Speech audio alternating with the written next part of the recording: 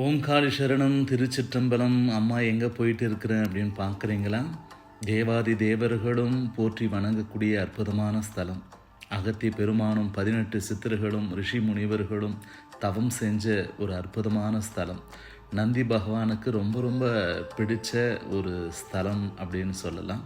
வீர சிவாஜி வழிபாடு செஞ்சு அற்புதமான மதில் சுவரை எழுப்பின அற்புதமான ஸ்தலம். என்னடா இப்படி சொல்லிட்டு இருக்கிறாங்கன்னு பார்க்குறீங்களா? சிவனுக்கும் பார்வதிக்கும் இந்த இடத்துல தேவர்களுக்கு தரிசனம் கொடுத்து திருமண கோலத்தில் காட்சி கொடுத்ததாகவும் இங்கே சொல்கிறாங்க.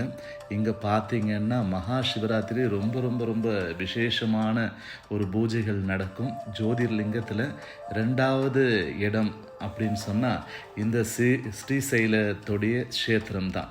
இந்த ஸ்ரீசைலம்ன்றது ஆதி காலத்தில் சிவனும் பார்வதியும் கைலாயத்தில் இருந்து இங்கே வந்து தங்கி பல நாட்கள் இந்த இடத்துல வந்து தவம் செஞ்சுட்டு இருக்காங்க. அப்போ ஒரு அசுரன் மக்களுக்கு துன்பம் கொடுத்ததுனால பார்வதேவி கடும் கோபம் கொண்டு இந்த இடத்துல பண்டு ரூபமாக மாறி அந்த அசுரனை சம்ஹாரம் பண்ணதாகவும் இங்கே சொல்கிறாங்க. இங்கே பார்த்தீங்கன்னா கிருஷ்ணா நதி நீர் அழகாக வளைஞ்சி நெளிஞ்சு பாம்பு மாறி அழகாக 2 மலைகளுக்கு நடுவில் அற்புதமாக போயிட்டு இருக்குது.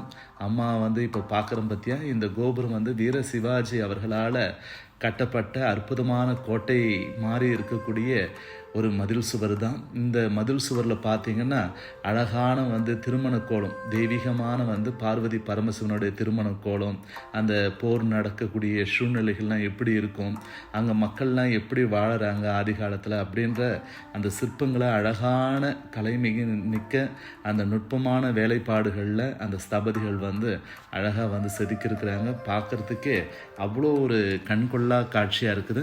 கிழக்கு கோபுரத்தை பார்த்தீங்கன்னா கிருஷ்ணதேவராயர் கட்டினதாக சொல்கிறாங்க. இந்த வடக்கு கோபுரத்தை மராட்டி மன்னன் வீர சிவாஜி கட்டியிருக்கிறாரு.